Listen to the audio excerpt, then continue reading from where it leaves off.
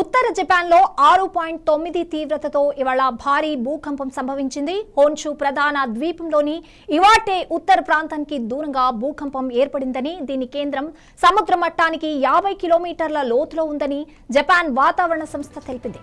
దీంతో టోక్యోతో సహా దేశంలోని చాలా ప్రాంతాలు భూ ప్రకంపనలతో వణికిపోతున్నాయి. ఒక్కసారిగా భూమి కంపించడంతో ప్రజలు తీవ్ర భయాందోళనకు గురయ్యారు. ఇంట్లోని వస్తువులు ఊగిపోగా ప్రాణభయంతో వారు ఇళ్ల నుండి బయటకు పరుగులు తీశారు.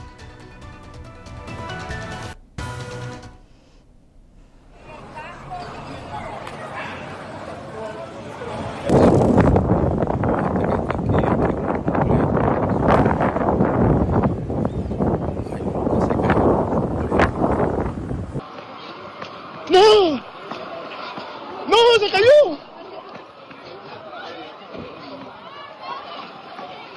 No.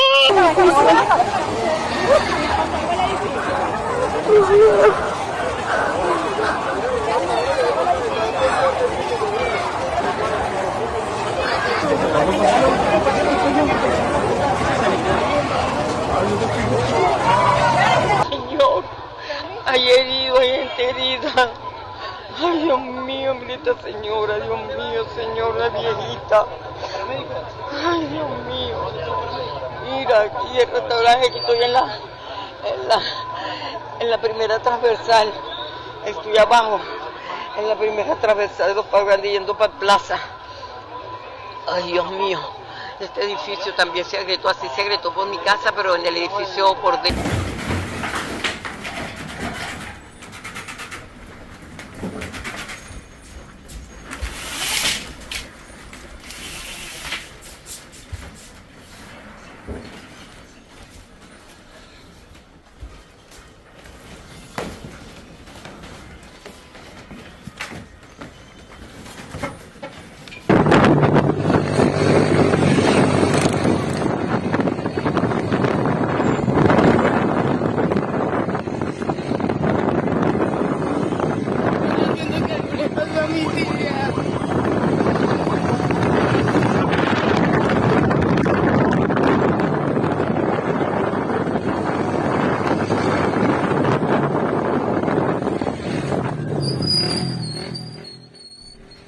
భూ ప్రకంపనల కారణంగా రవాణా సేవలకు తాత్కాలిక అంతరాయం ఏర్పడింది. ముందు జాగ్రత్త చర్యగా షింకన్సెన్ బుల్లెట్ రైళ్ల కార్యకలాపాలను జపాన్ ప్రభుత్వం నిలిపివేసింది.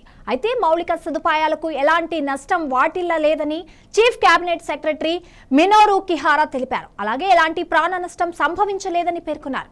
ఘటనపై జపాన్ ప్రధానమంత్రి సనాయ్ తకైచి స్పందించారు. అత్యవసర సహాయక చర్యలను చేపట్టాలని మంత్రులను, స్థానిక పరిపాలనా యంత్రాంగాన్ని ఆదేశించారు. భూకంపాల పట్ల ప్రజలు అప్రమత్తంగా ఉండాలని సూచించారు. పసిఫిక్ రింగ్ ఆఫ్ ఫైర్ వెంబడి 4 ప్రధాన టెక్టోనిక్ ప్లేట్లు కలిసే చోట జపాన్ దేశం ఉంది. దీని కారణంగా ప్రపంచంలో అత్యధిక భూకంపాలు ఇక్కడ సంభవిస్తూ ఉంటాయి.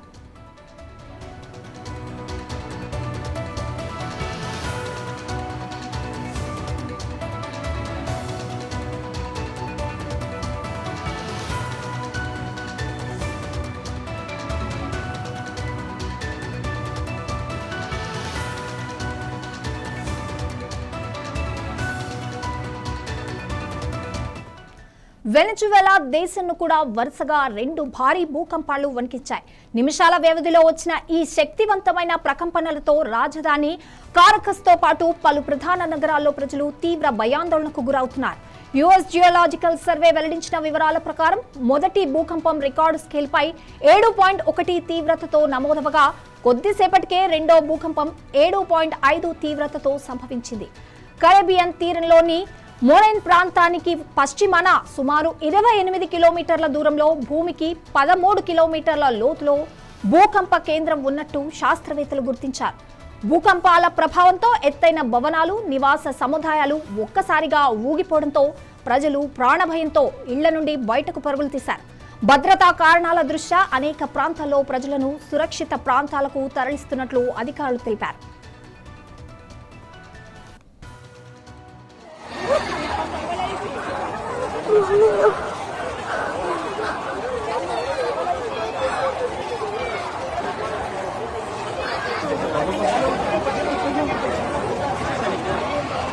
Ayuda, Hay heridos, hay gente herida. Ay, Dios mío, mira esta señora, Dios mío, señora viejita. Ay, Dios mío.